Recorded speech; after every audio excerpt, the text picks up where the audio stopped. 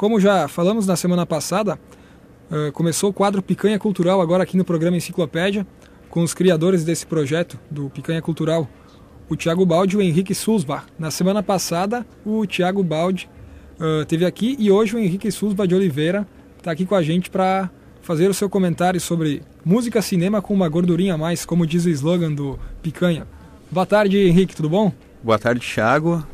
Boa tarde, ouvintes da Rádio Univates. É uma satisfação estar aqui de novo, né, depois daquele dia, daquela tarde do Oscar, né, que a gente fez. O Thiago teve semana passada, essa semana então eu vim aqui para tentar falar um pouquinho mais sobre a nossa proposta, né, sobre algum quadro. Eu quero te cumprimentar porque tu ganhou o bolão do Oscar, né, e cumprimentar também porque agora tu é mestre, né. Bom, muito obrigado. Eu tava ouvindo, tu sabe que o mestrado foi uma felicidade enorme, assim, ter concluído, né, mas a felicidade o maior bolão foi sensacional, assim. Bom, tu deve ter percebido que o Thiago estava meio triste semana passada, enfim, né? Mas não cabe aqui também comentar, né, sobre isso. Foi bem legal, assim, bem divertido. E eu fiquei feliz pela citação, eu estava ouvindo o programa ao vivo semana passada e foi muito legal da tua parte, né, Thiago? Eu te agradeço. Imagina. Então tá, Henrique, hoje dá uma fugida do cinema aí pro campo da música. Pois é, o nosso blog, o slogan, né, o Picanha Cultural é música e cinema com uma gordurinha a mais. Semana passada o Thiago esteve aqui falando sobre cinema, né, foi falado sobre o filme Selma, se não me falha a memória. Então a gente veio trazer um comentário sobre música hoje, então, para bacana fazer esse mix, né. Então assim, a gente tem no blog, quem nos acompanha no site, né, que já tem o domínio próprio, nós temos, então, alguns quadros, né? Dentre eles, nós temos o quadro que estreou o Cine e Música, que a gente fala de trilhas sonoras, de filmes, coisas assim. E tem também a resenha, o disco da semana, né? Quando tem algum lançamento importante que a gente consegue ouvir, a gente põe a resenha no disco da semana. E essa semana eu fiz um post que é do nosso quadro Lado B, Classe A, que a gente fala de álbuns e bandas não tão conhecidas assim do grande público, mas que a gente considera classe A, que vale a pena serem ouvidas, né? Álbuns, discos serem ouvidos. Maravilha. Então, nessa semana eu trouxe um disco que é um dos meus discos favoritos, que é da banda norte-americana Wilco, uma banda de Chicago, que é o disco Yankee Hotel Foxtrot, né? Que ele foi lançado em 2002. O Wilco é uma banda que já tem uma discografia extensa, né?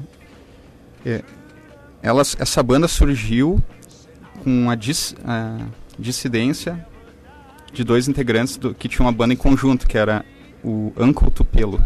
Então, essa banda foi de 1987 até 1994. Daí o Jay Farrar, que era um dos guitarristas e vocalistas, formou a Son Volt. E o Jeff Tweedy, então, que é o líder do Wilco, acabou formando o Wilco, né, que lançou seu primeiro disco em 1995, que é o que a gente chama, é conhecido popularmente de alt country, o country alternativo, né? Eles pegam referências da música country, folk americana e colocam uma pitada assim daquele rock alternativo, que nos anos 90 então fez muito sucesso, né, com bandas como Nirvana, Smashing Pumpkins, etc. Mas o que acontece? Esse disco, por que a gente escolheu esse disco, né, o Yankee Hotel Foxtrot? Porque ele foi um disco de ruptura.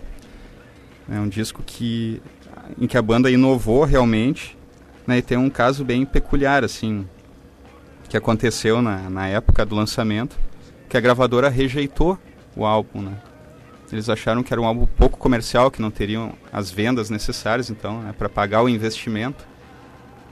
E então eles romperam o contrato, né? O Jeff Tweedy não quis voltar atrás, por exemplo, remixar as faixas. Pelo contrário, né?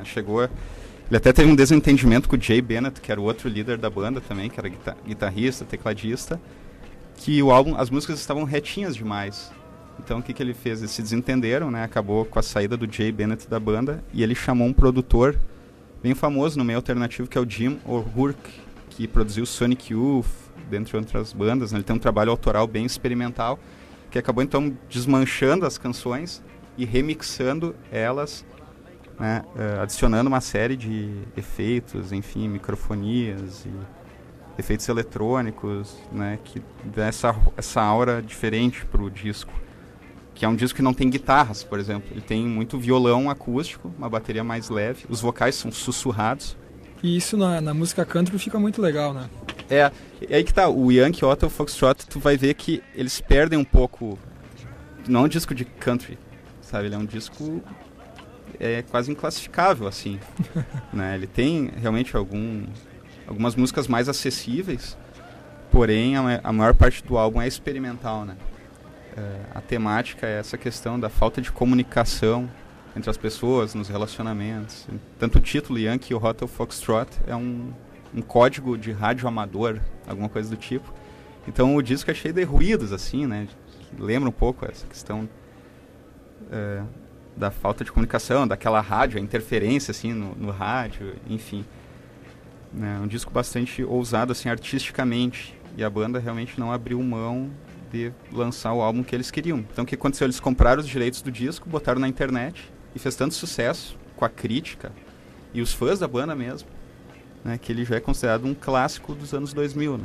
Da primeira década ali, né, da década passada, ele está em várias listas dos melhores álbuns, inclusive pela Rolling Stone. Bacana, música do novo milênio, né? Exato. Então,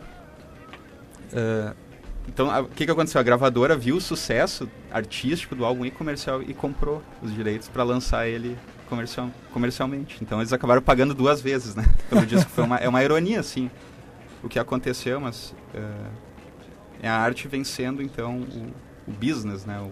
A indústria cultural, né? Exato. Muitas vezes o artista tem que, então, modificar a sua obra, né? Deixá-la mais acessível por questões comerciais, né? Das vendas, enfim.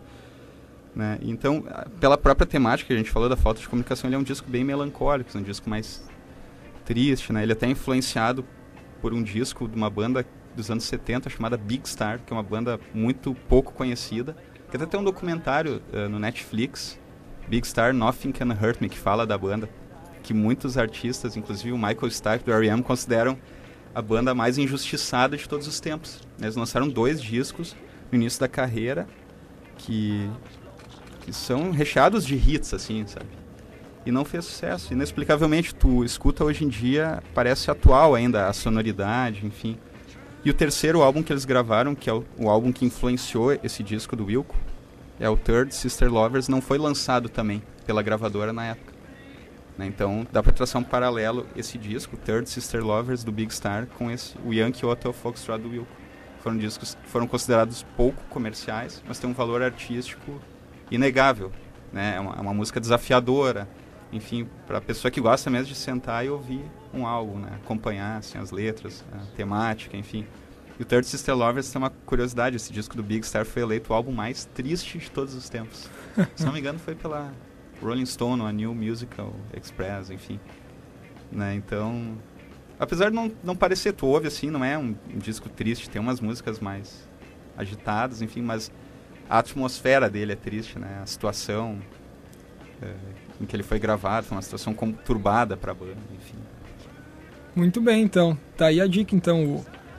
O Wilco tá no site, né? picanhacultural.com.br. picanhacultural.com.br. E o que mais tem no site essa semana? Essa semana teve a gente voltou com o quadro Pérolas do Netflix, né? Que a gente faz aquela zapeada no Netflix e às vezes a gente acha algumas raridades para recomendar, então, para os leitores, né? Para os amigos. E agora, como é a virada do mês, então entra muito filme novo no catálogo. Nós, do site que somos fãs do Woody Allen, ficamos felizes, porque entraram diversos títulos, né, dele. Então a gente acabou recomendando Tiros na Broadway, que é de 94, se eu não me engano.